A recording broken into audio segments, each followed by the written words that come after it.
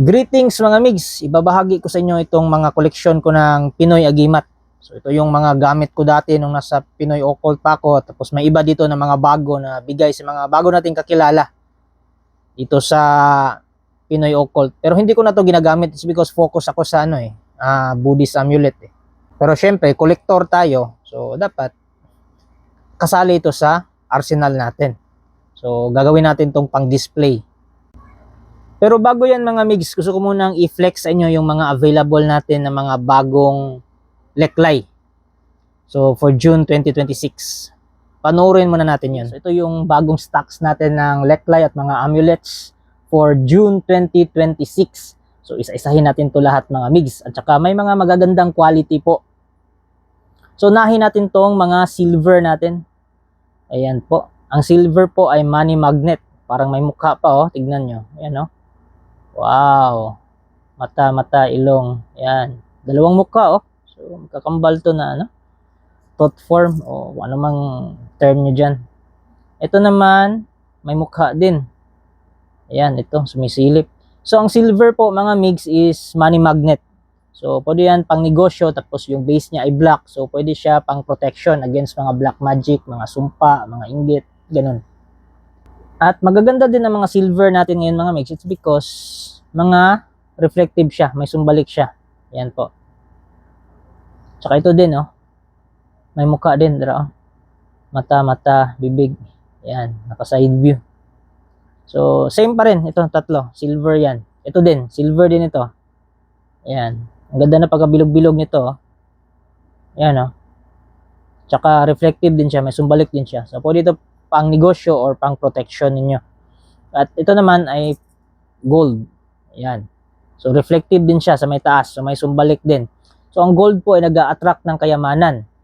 So kung kayo po ay treasure hunter or gemstone hunter or naghahanap o kumakalap ng mga mutya, so pwede ito sa inyo. Magagamit nyo ito kasi pang magnet din ito sa mga naghahanap ng mutya o di kaya treasure. At aside from that, pwede ito sa mga taong may negosyo na jewelry or may negosyo ng mga accessories. So, anything na mga metallic yung negosyo nyo. So, pwedeng gamitan itong amulet na ito. At meron tayong gold. Same pa rin ng gamit nun. Pero, hindi lang ito reflective. Wala lang itong sumbalik. Pero, yung base niya ay red. So, ang red po ay pang-akit ng tao. So, pwedeng ito for business at saka for protection. Kasi, yung mga golden na leklay or mga yellowish, ay nagtataboy din yun or nililiwas kayo sa mga masasamang tao. At ito naman mga migs, binuksan ko muna. It's because nasa gilid yung magandang kulay. Nandito, rainbow. Klarong-klaro yung pagka-rainbow mga migs. So, halos lahat ng ability meron siya. Pang-akit ng tao, pang-sumbalik kasi reflective din ito. Tapos yung base niya ay red, so pang-akit pa rin ng tao. May gold din siya, pang-akit ng kayamanan. So may green siya, for abundance. So marami siyang paggagamitan. So mas maganda ito gamitin for business. Kasi yung mga inggitero at inggitera sa business, hindi yun magwawagi sa inyo. It's because reflective siya. Binabato niya pabalik yung mga negative energy. Ayan, ibalik na natin mga migs. And aside from that, available din nating Prasumdi 2013. Yan po. May takrod din siya. So takrod is for prosperity. Pagtawag ng karangyaan. At ang Prasumdi na rin ito is for protection. So sa lahat ng mga masasamang tangka sa inyo, so nililiwas kayo nito. Tapos nagagamit din ito for protection din sa mga black magic, mga kulam, ganun. So mayroon akong ganito na sinusuot ko palagi.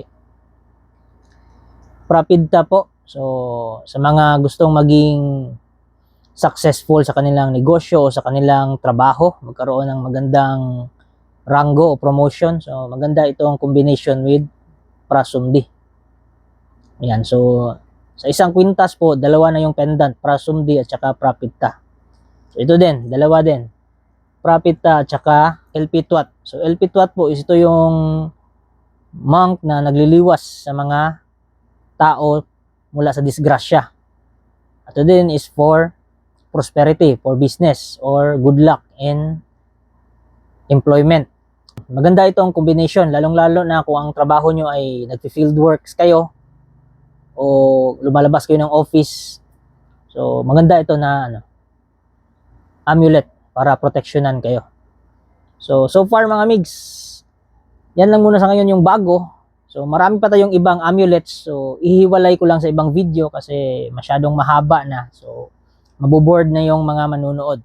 So, gagawa pa tayo ng ibang videos for other amulets. So, kung kursunada nyo ang alinman sa mga ito, message na kayo sa FB page na Buhay na Salita TV. So, ito mga migs, isa-isahin natin na. Ito galing kay Bro Luis. So, pangil ng kidlat. Ilalagay ko dito yung Facebook ni Bro Luis kasi nagbabaon ninyo ng mutya. Sa mga taga Davao, pwede nyo yung bisitahin si Bro Luis or chat nyo.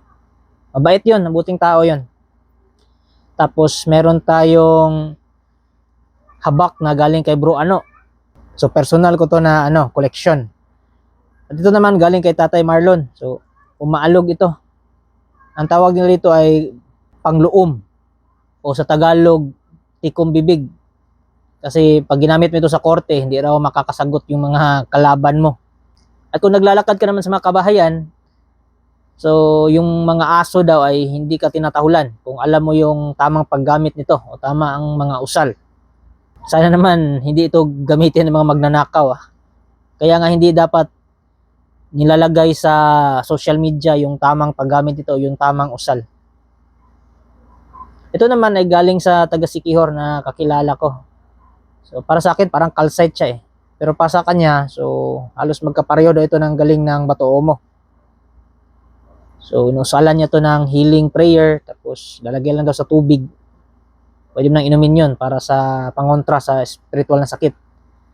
Ito naman, galing din sa taga Sikihor, isang habak. Balak ko nang buksan to kung ano yung laman nasa loob.